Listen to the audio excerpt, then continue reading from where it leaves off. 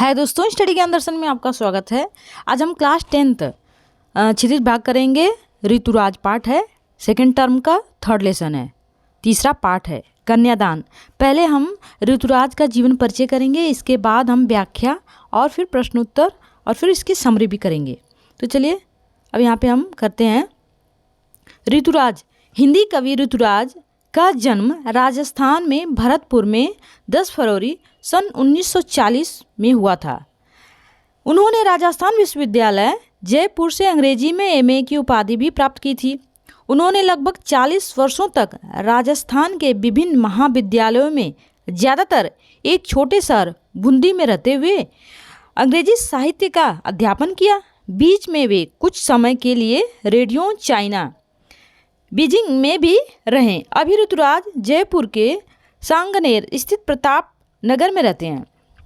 ऋतुराज के अब तक के प्रकाशित काव्य संग्रह जो हैं, जो बहुत ही प्रसिद्ध हैं, वह पुल पर, पानी, एक मरण धर्मा और अन्य कविताएं, सूरत नीरत तथा लीला अरविंद, मैं आंगिरस, कितना थोड़ा वक्त, अबेकश, आशा नाम नदी आदि हैं। इन्हें सोमदत्त सम्मान, परिमल सम्मान, मीरा पुरस्कार, पहल सम्मान, बिहारी पुरस्कार आदि से सम्मानित किया गया है। इनकी प्रसिद्ध रचनाएं जो हैं वो बहुत ही फेमस हैं। इनकी भाषा शैली जो है ऋतुराज की लोक प्रचलित हिंदी को लोहे जैसी टंकार देने में सक्षम है। उनके शब्द अत्यंत सरल होते हुए भी मर्म को भेदने की शक्ति रखते हैं। उनका भाषा प्रयोग सचेत और दूरगामी है। इसके बाद हम इसमें करेंगे, अगला है इसकी व्याख्या करते हैं हम। कितना प्रामाणिक था उसका दुख लड़की को दान में देते वक्त, जैसे वही उसकी अंतिम पूंजी हो। लड़की अभी सयानी नहीं थी, अभी इतनी भोली सरल थी कि उसे सुख का आभास होता था, लेकिन दुख का बाँचना नहीं आता था। उसे सुख तो जानती थी, समझती थी, लेकिन उसे दुख बाँचना नहीं आता था। पाठिका थी वह धुंधले प्रकाश की, कुछ तुकों और कुछ लयबद्ध पंक्तियों की। पहले इसका कठिन शब्द में बता दूं आपको। प्रामाणिक का मतलब होता है सच्चा, वास्तविक। सयानी मतलब समझदार होता है, सयानी का अर्थ होता है समझदार। फिर अगला है इसमें आभास, मतलब महसूस होना, किसी चीज़ का, जैसे कहते हैं ना, महसूस हो रहा है, हमें पता लग रहा है। बाँचना का अर्थ होता है पढ़ना, किसी चीज़ को पढ़ पाना। पाठिका पढ़ने वाली, पाठिका का अर्थ होता है पढ़ने वाली। धुंधले, अस्पष्ट, धुंधले का अर्थ होता है अस्पष्ट। अगला है इसमें लयबद्ध। लयबद्ध का अर्थ है इसमें लय में बधी हुई। इसका शब्दार्थ मैं बता दी, अब इसकी व्याख्या करते हैं। इसमें कवि बताते हैं कि कन्यादान करते समय लड़की की माँ थी, उसका दुख बहुत वास्तविक था, प्रामाणिक था, वास्तविक था। कन्यादान करते समय जब लड़की का विवाह होता है और माँ और पिता जब कन्यादान लड़की का करते हैं, तो वो जो दुखी थी, जो उसका दुख था, वह वास्तविक था। लड़की का दुख जब माँ विदा करती है लड़की को, तो उसका दुख वास्तविक था। वह सचमुच दुखी थी, क्योंकि कन्या ही उसकी एकमात्र पूंजी थी। उसी से वह दुख सुख बांटा करती थी। उसका दुख वास्तविक दुख था। लड़की को दान में देते वक्त, कन्यादान करते समय वह बहुत दुखी थी, क्योंकि उसकी अंतिम पूंजी एक ही थी, मात्र एक ही लड़की थी, जिससे वह अपना दुख सुख सब कुछ बाँचा करती थी, कहती थी। इसीलिए माँ बहुत दुखी है। माँ कहती है लड़की अभी सयानी नहीं थी, उसकी अभी भोली और सरल थी। कहने का अर्थ है कि लड़की जो सयानी नहीं थी, अभी बड़ी नहीं हुई थी, अभी बहुत भोली थी, वह सरल थी। उसे दुनिया के स्वार्थी व्यवहार की समझ नहीं थी। वह बहुत भोली थी, वह सयानी नहीं थी। उसे अभी इतनी भोली सरल थी कि उसे दुनिया के रहन सहन के बारे में कुछ भी पता नहीं था, कि उसे दुख का आभास होता था। लेकिन इसमें देखिए, सुख का आभास तो होता था, सुख समझती थी कि सुख होता क्या है, लेकिन उसे दुख बाँचना नहीं आता था। इसमें आगे हम करेंगे, उसे ससुराल पक्ष की कठोर सच्चाइयों का और पुरुष प्रधान समाज के बंधनों का ज्ञान बिल्कुल नहीं था। उसे विवाह के सुखों का कुछ आभास था, एहसास था, किंतु वैवाहिक जीवन के झंझटों उसके दुखों का ज्ञान बिल्कुल नहीं था। इसमें देखिए ध्यान से, इसमें ये बताया गया है कि उसे सुख तो मालूम था कि सुख होता क्या है, लेकिन उसे ससुराल के मोह जो बंधन है और जो वहाँ की जो भी समस्याएं हैं, पुरुष प्रधान समाज है, ये सब चीज़ों का उसे ज्ञान बिल्कुल भी नहीं था। उसे विवाह के सुखों का कुछ कुछ आभास था, कुछ कुछ लोगों के मुंह से सुनती थी कि विवाह होता है, बड़ा अच्छा है, ये सारी चीज़ें तो उसे पता था कि सुख क्या होता है, लेकिन इसके बाद उसे और बाकी पता नहीं था। पाठिका थी वह धुंधले प्रकाश की कुछ तुकों और लयबद्ध पंक्तियों की। इसमें बताया गया है कि उसे विवाह के सुखों का कुछ कुछ एहसास तो था, किंतु वैवाहिक जीवन के झंझटों दुखों का ज्ञान बिल्कुल नहीं था। जो विवाह होता है इसके झंझट का, इसकी समस्याओं का उसे बिल्कुल भी एहसास नहीं था। उसे सुख में छिपे दुखों की समझ नहीं थी कि सुख के साथ दुख भी मिलता है ससुराल में। उसे तो बस वैवाहिक जीवन के एक अस्पष्ट प्रकाश का एहसास था, अर्थात सुखों की एक अस्पष्ट सी कल्पना थी। वह तुकों और लय से बंधी काव्य पंक्तियों को पढ़ना जानती थी। आशय यह है कि उसे विवाह के केवल सुरीले और मोहक पक्ष का पता था। वह काल्पनिक सुखों में जीती थी, वह सिर्फ सोचती थी कि ये सब क्या होता है, लेकिन उसे सच्चाई बिल्कुल भी नहीं पता कि ये समाज जो है ये पुरुष प्रधान है और इसमें स्त्रियों का कोई महत्व नहीं होता है। और उसे सिर्फ सुख का पता था कि सुख होता है विवाह होने के बाद, पर उसे नहीं पता कि उसी सुख के साथ इंसान को दुख भी मिलता है। तो इस पूरे जो भी इसमें भावार्थ है, इसमें एक बार और मैं बता देती हूँ। कन्यादान करते समय लड़की की माँ बहुत दुखी थी, बहुत उदास थी। उसका दुख जो था वास्तविक था, सच था। वो सच में दुखी थी क्योंकि कन्या ही उसकी एकमात्र पूंजी थी। उसी से वह दुख सुख सब कुछ बांटा करती थी। उसका अभी भोली और सरल थी। उसकी बेटी जो थी वह बहुत भोली थी, सरल थी। उसे दुनिया के स्वार्थी व्यवहार की समझ नहीं थी। दुनिया कैसी है उसे बिल्कुल पता नहीं था। उसे ससुराल पक्ष की कठोर सच्चाइयों का बिल्कुल पता नहीं था। यह समाज पुरुष प्रधान समाज है, बंधनों का ज्ञान का नहीं था। उसे विवाह के सुखों का कुछ कुछ सिर्फ एहसास था, किंतु वैवाहिक जीवन के झंझटों दुखों का ज्ञान उसे बिल्कुल भी नहीं था। इसमें आगे है, दुखों की समझ नहीं थी। उसे तो बस वैवाहिक जीवन की काव्य पंक्तियों को पढ़ना जानती थी। आशय यह है कि विवाह के केवल सुरीले मोहक पक्ष ही उसको पता था। काल्पनिक सुखों में वह जीती थी। उसे बिल्कुल भी नहीं पता था कि ससुराल में सुख के साथ साथ दुख भी बहुत झेलना पड़ता है। अगला हम करेंगे दूसरा है। दूसरा पहले हम शब्दार्थ करेंगे, इसके बाद हम इसका व्याख्या भी करेंगे। रीझना मतलब प्रसन्न होना। यहाँ पे देखिए रीझना का अर्थ होता है प्रसन्न होना। आभूषण का अर्थ होता है गहना जो हम पहनते हैं ना, ज्वेलरी। शाब्दिक भ्रम जो होता है इसका अर्थ है शब्द द्वारा फैलाया गया संदेश, शब्दों द्वारा बताया गया संदेश। अब इसके बाद हम इसकी व्याख्या करेंगे। इसमें है, कन्या की माँ ने कन्यादान करते हुए अपनी बेटी के सीख दी, बताया उसे। माँ ने कहा, पानी में झाँक कर अपने चेहरे पर मत रीझना, आग रोटियां सेकने के लिए, जलने के लिए नहीं। इसका अर्थ है, कन्या की माँ ने कन्यादान करते समय, उसकी विदाई करते, उसका विवाह करते समय अपनी बेटी को वह सीख देती है, समझाती है, बेटी तू ससुराल में जाकर अपने सौंदर्य पर मुग्ध होकर न रहना, शीशे दर्पण में अपना चेहरा देखकर उस पर ही प्रसन्न न रहना। गुण आशय यह है कि ससुराल में जो लोग होते हैं तेरी सुंदरता की प्रशंसा करेंगे और तुम उनकी आंखों में सुंदरता देखकर अपने पर मोहित न होना, वरना यही मुग्धता तेरे बंधन का कारण बन जाएगी। इसमें कहने का तात्पर्य यही है कि माँ कहती है कि जब भी तुम्हारी कोई तारीफ करे तो तुम खुश नहीं होना, क्योंकि तुम्हारी तारीफ करते करते ही तुम्हें लोग अपने सारे काम करवाएंगे, तुम्हें कष्ट देंगे और तुम सोचोगी ये तो हमारी सुंदरता का बखान कर रहे हैं, और तुम सारे काम करती जाओगी। इसलिए अपनी सुंदरता पर रीझना नहीं, खुश नहीं होना। यहाँ पे आगे है, माँ फिर कहती है कि आग जो होती है रोटियां सीखने के लिए, बेटी तुम कभी भी अपनी सुंदरता पे मत रीझना, क्योंकि आग से बचकर रहना। यह रोटियां सेकने के लिए है, जल मरने के लिए नहीं। माँ फिर कहती है कि जो आग होती है वह इससे रोटियां सेकी जाती है, इससे मरा नहीं जाता। क्योंकि कभी कभी लड़कियां जो होती है जब ज़्यादा कष्ट होता है तो जल जाती हैं, मर जाती हैं। तो माँ समझाती है कि बेटी, आग पे रोटी सेकी जाती है, जलने के लिए मरने के लिए नहीं आग होती है। अतः तू सावधानी से निर्वाह करना, घर गृहस्थी के काम संभालना, किंतु किसी अत्याचार को न सहना।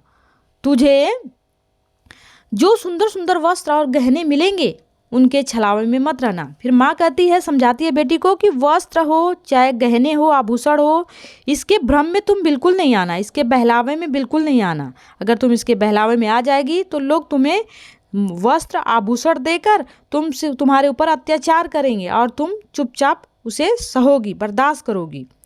इसमें है सुंदर सुंदर वस्त्र गहने मिलेंगे, उनके छलावे में न रहना। ये बहू को घर गृहस्थी के बंधन में बांधने के मोहक अस्त्र होते हैं। जैसे शब्द जाल से वास्तविकता का भ्रम खड़ा हो जाता है। माँ कहती है कि कुछ लोग होते हैं, वस्त्र देते हैं, आभूषण देते हैं और अपने भ्रम में रख कर उन पे अत्याचार करते हैं और लड़कियां चुप रहती हैं, कुछ बोलती नहीं हैं। इसीलिए हे बेटी, तुम आभूषण में, वस्त्रों में, कपड़ों में, इसकी लालच में बिल्कुल नहीं आना। किसी का अत्याचार, अगर तुम्हारे साथ कुछ गलत हो रहा है तो बिल्कुल भी उसे सहन नहीं करना। माँ ने कहा, लड़की होना पर लड़की जैसी दिखाई मत देना। फिर आगे समझाती है माँ, बहू को घर गृहस्थी के बंधन में बांधने का मोहक अस्त्र होता है कपड़ा गहना। जैसे शब्द जाल से वास्तविकता का भ्रम खड़ा हो जाता है, उसी प्रकार कपड़ों गहनों से यह भ्रम जो होता है ये पनपता है। कपड़े में और वस्त्र के भ्रम में बिल्कुल नहीं पड़ना, लालच में बिल्कुल नहीं आना। ससुराल के लोग तुझे बहुत प्यार करते हैं, वास्तव में वे ऐसा करके तुझे कोल्हू में डालते हैं, कोल्हू में डालने के समान घुमाते हैं तुम्हें। जैसे बैल कोल्हू खींचता था पहले, वैसे तुम्हें परेशान करेंगे, सताएंगे, लेकिन तुम बिल्कुल भी उनके बहकावे में नहीं आना। इसीलिए अपनी बेड़ियों को अच्छी तरह समझ लेना, वो समझ लेना कि वो तुम्हारे साथ अत्याचार कर रहे हैं या क्या कर रहे हैं। उनके बहलावे में, उनके कपड़ों में, उनके वस्त्रों में बिल्कुल नहीं आना। माँ ने अपनी लड़की को सलाह दी, तू मन से लड़की की तरह भोली सरल निश्चल रहना, परंतु लोक व्यवहार में सावधान रहना, अलर्ट रहना। अपनी सरलता प्रकट न होने देना, वरना लोग तुझे मूर्ख बनाकर तेरा शोषण करेंगे। माँ फिर समझाती है, तू किसी के बहकावे में बिल्कुल नहीं आना, तुम लड़की जैसे रहना, तुम्हारा स्वभाव सब कुछ लड़की जैसा रहना, सरल स्वभाव रहना, भोली रहना, निश्चल रहना। लेकिन लोक व्यवहार में लोगों के सामने सावधान रहना कि तुम्हें कौन कब कैसे प्रताड़ित कर सकता है। सरलता प्रकट न होने देना, वरना लोग तुझे मूर्ख मानकर तेरा शोषण करेंगे। एक बार और बता देती हूँ। कन्यादान करते समय माँ ने कन्या को बताया, समझाया कि सीख देते हुए कहती है कि ससुराल में जाकर अपने सौंदर्य पर बिल्कुल भी मुग्ध नहीं रहना, दर्पण में अपना चेहरा देखकर उस पर प्रसन्न नहीं होना, खुश नहीं होना। ससुराल में लोग तेरी सुंदरता की प्रशंसा करेंगे, बहुत तारीफ करेंगे, पर तुम उनकी तारीफ की तरफ नहीं आना। उनकी आंखों में सुंदरता देखकर अपने पर मोहित न होना, वरना यही मुग्धता तेरे बंधन का कारण बन सकती है। बेटी, आग जो होती है वो रोटी सेकने के लिए होती है, जलने मरने के लिए नहीं होती है। तू हमेशा सावधान न रहना और अपने काम का निर्वाह करना, घर गृहस्थी के काम जरूर संभालना, किंतु किसी अत्याचार को न सहना। तुझे लोग सुंदर कहेंगे, सुंदर वस्त्र देंगे, गहने देंगे, तुम उसके छलावे में, उसके बहकावे में बिल्कुल नहीं आना। बहू घर गृहस्थी के बंधन में बांधने को मोहक अस्त्र होता है, गहना, रुपया, पैसा, ये सब चीज़ें, लेकिन तुम बिल्कुल भी उसमें नहीं आना। माँ कहती है, ससुराल के लोग तुझे बहुत प्यार करते हैं, वास्तव में वे ऐसा करके तुझे कोल्हू की तरह काम करवाएंगे, बैलों की तरह काम करवाएंगे, और बेड़ियों में अच्छी तरह समझ लेना तुम कि वह क्या करना चाहते हैं। माँ ने अपनी लड़की को सलाह दी, तुम मन से लड़की की तरह भोली सरल निश्चल रहना, परंतु लोक व्यवहार में सावधान रहना, अपनी सरलता प्रकट होने मत देना, वरना लोग तुझे मूर्ख मानकर तेरा बहुत ज़्यादा शोषण करेंगे। इसीलिए तुम हमेशा सावधान रहना। इसमें है पहला प्रश्न, आपके विचार से माँ ने ऐसा क्यों कहा कि लड़की होना पर लड़की जैसी दिखाई मत देना? उत्तर है, मेरे विचार से माँ ने ऐसा इसलिए कहा होगा, लड़की होना पर लड़की जैसी दिखाई मत देना अपने नारी सुलभ गुणों, सरलता, निश्चलता, विनम्रता आदि गुणों को बनाए रखे, परंतु वह इतनी कमज़ोर भी न होने पाए कि लड़की समझकर ससुराल के लोग उस पर शोषण करें। इसके अलावा वह भावी जीवन की कठिनाइयों का साहसपूर्वक मुकाबला कर सके। माँ समझाती है कि तुम निश्चल रहना, सरल रहना और विनम्र रहना, लेकिन सावधान भी रहना। अगर तुम्हारे साथ शोषण होता है तो तुम उन शोषण को बिल्कुल भी सहन नहीं करना, नहीं तो लोग तुम्हारे ऊपर अत्याचार करेंगे, तुम्हें परेशान करेंगे। अगला है इसमें प्रश्न 2, आग रोटियां सेकने के लिए, जलने के लिए नहीं। इन पंक्तियों में समाज स्त्री की किस स्थिति की ओर बताया गया है? अगला है, माँ ने बेटी को सचेत करना क्यों जरूरी समझा? माँ हर बेटी को सावधान करना तो चाहती ही है। क है, इन पंक्तियों में समाज में स्त्रियों की कमजोर स्थिति और ससुराल में परिजनों द्वारा शोषण करने की ओर संकेत किया गया है। कभी कभी बहुएं इस शोषण से मुक्ति पाने के लिए स्वयं को आग के हवाले कर देती हैं, अपने जीवन लीला समाप्त कर देती हैं, पर हमें ऐसा बिल्कुल भी नहीं करना चाहिए, क्योंकि हमें किसी का शोषण बर्दाश्त नहीं करना है। हमें परिवार में एक स्त्री की तरह, एक सज्जनता की तरह विनम्र सरल स्वभाव से रहना है, लेकिन अत्याचार को हमें बिल्कुल भी बर्दाश्त नहीं करना है। अगर हम अत्याचार को सहेंगे तो अत्याचार और भी ज़्यादा बढ़ेगा। ख है, माँ ने बेटी को इसलिए सचेत करना उचित समझा क्योंकि उसकी बेटी अभी भोली ना समझ थी, जिसे दुनियादारी, छल कपट अभी कुछ भी पता नहीं था। वह लोगों की शोषण प्रवृत्ति से अनजान थी। इसके अलावा वह शादी विवाह की जो सुखमय मोहक कल्पना, जो साधना है, वो सब समझती थी, लेकिन इसके अलावा उसे कुछ नहीं पता था। वह ससुराल के दूसरे पक्ष पर अनभिज्ञ थी। उसे सब पता था, लेकिन वह बेटी दुखों को बिल्कुल भी नहीं जानती थी। माँ समझाती है कि तुम दूसरे के मोह में, वस्त्र आभूषण में बिल्कुल बहकावे में नहीं आना और तुम हमेशा सावधान रहना।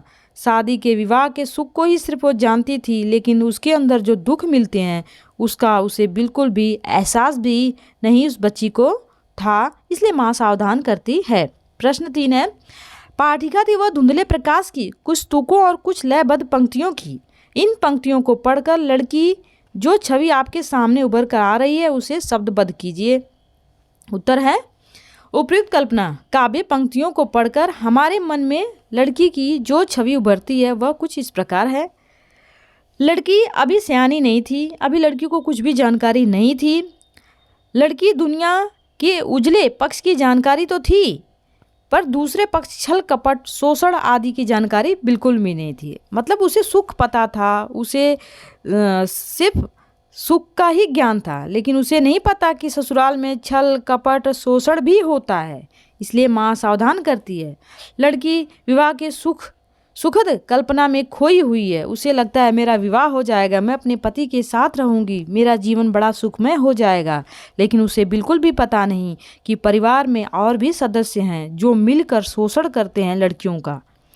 अगला है, उसे केवल सुखों का एहसास है, दुखों का बिल्कुल भी नहीं। सुख सिर्फ सोचती है कि ससुराल में सुख ही सुख मिलता है, लेकिन ये नहीं पता कि ससुराल में दुख का भंडार होता है। उसे ससुराल की प्रतिकूल परिस्थितियों का ज्ञान नहीं है। उसे कुछ भी पता नहीं कि ससुराल में किस तरीके से हमारे ऊपर अत्याचार होते हैं। लेकिन ऐसा भी आज है बहुत समाज में, जो बहुओं को बहुत सम्मान दिया जाता है, इज्जत दिया जाता है। तो हमें ध्यान देना है कि किस तरीके से अत्याचार को हमें बिल्कुल भी सहन नहीं करना है और हमें उन पे डटकर सामना करना है। अगला प्रश्न है, माँ को अपरच बेटी अंतिम पूंजी क्यों लग रही थी? माँ के लिए वह बेटी अंतिम क्यों थी? माँ को अपनी बेटी अंतिम पूंजी इसलिए लग रही थी क्योंकि कन्यादान के बाद माँ एकदम अकेली रह जाएगी। उसकी बेटी ही उसके सुख दुख की साथिन थी। अपनी माँ जो है अपना सुख अपना दुख सब कुछ बच्ची से ही अपनी कहती थी, बांटती थी, जिसके साथ वह अपनी निजी बातें बांट लिया करती थी। इसके अलावा बेटी माँ के लिए सबसे प्रिय वस्तु पूंजी की तरह थी, जिसे अब वह दूसरे के हाथ में सौंपने जा रही है। इसके बाद वह नितांत अकेली हो जाएगी, क्योंकि जो माँ थी उसकी एक ही बेटी थी और वह सोचती है कि अगर मेरी बेटी की विदा हो जाएगी, कन्यादान कर दूंगी, तो मैं हमेशा के लिए अकेली हो जाऊंगी और मैं अपना सुख दुख किससे कहूँगी। इसीलिए माँ की जो अंतिम पूंजी वह बच्ची ही थी, बेटी ही थी। माँ के लिए सबसे प्रिय वस्तु उसकी बेटी थी।